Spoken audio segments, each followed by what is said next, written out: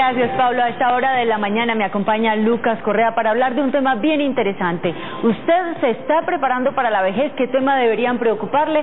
Para eso, entonces, estamos con Lucas. Lucas, gracias por acompañarnos esta mañana. Claudia, buenos días. ¿Qué tiene en las manos? Tenemos el resultado de la investigación Misión Colombia Envejece, el principal resultado de la investigación desarrollada por la Fundación Saldarriaga Concha y Fedesarrollo. Usted me invitó a hacer un ejercicio. ¿Qué ejercicio vamos a hacer? Claudia, la sociedad colombiana está cambiando. Yo le invito a usted y a sus televidentes a que piensen cuántos hermanos tiene. Yo tengo 2. ¿Cuántos tíos tuvo o tiene? Tengo más o menos 10. ¿Y cuántos hijos tiene? Ninguno. ¿Y cuántos espera tener?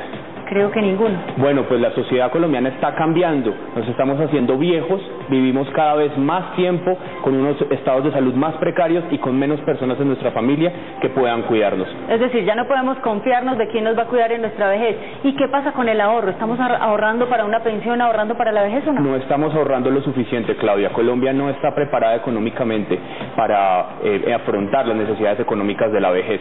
La cobertura pensional es muy pobre, cerca solamente del 23% de la población colombiana tiene pensión. Esto significa que el 77% no recibe un ingreso seguro en su vejez.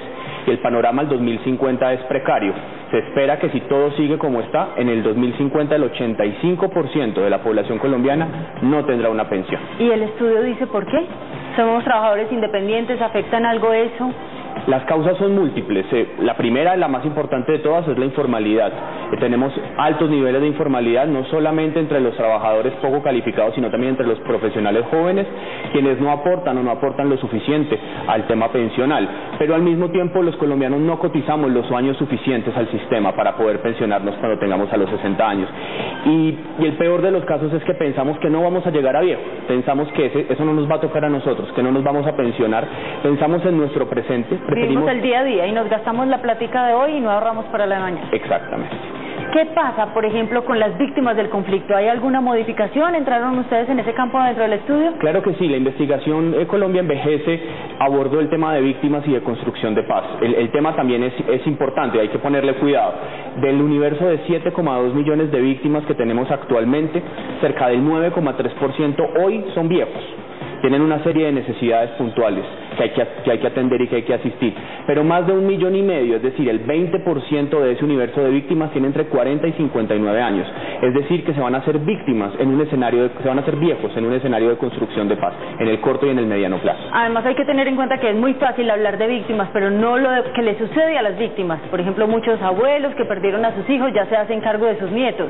Exactamente, la guerra transforma el rol de la persona mayor y la pone en una condición peor que el resto de la población colombiana. Usted menciona una, las personas víctimas al mismo tiempo perdieron bienes productivos, perdieron sus casas, sus animales, sus ahorros, perdieron a sus hijos y en tanto tienen que ver por sus nietos, perdieron su rol productivo, lo que hacían en el campo hoy no es valioso en la ciudad y no pueden ganarse su sustento económico cada día, cada mes. En ese sentido, las víctimas que hoy son mayores, pero sobre todo las que se hacen viejas, deben ser una prioridad para la sociedad colombiana. ¿Dónde vamos a vivir entonces, estos mayores solitarios?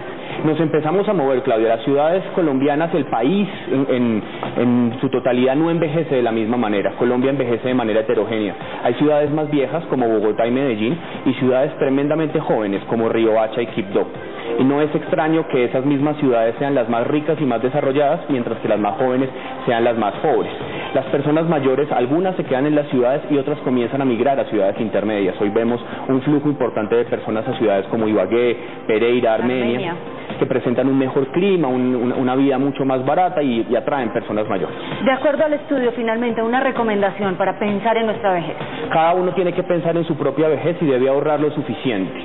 ¿Cómo se ahorra? De distintas maneras. La pensión no es la única forma de tener un ingreso seguro en la vejez. Hay distintas maneras.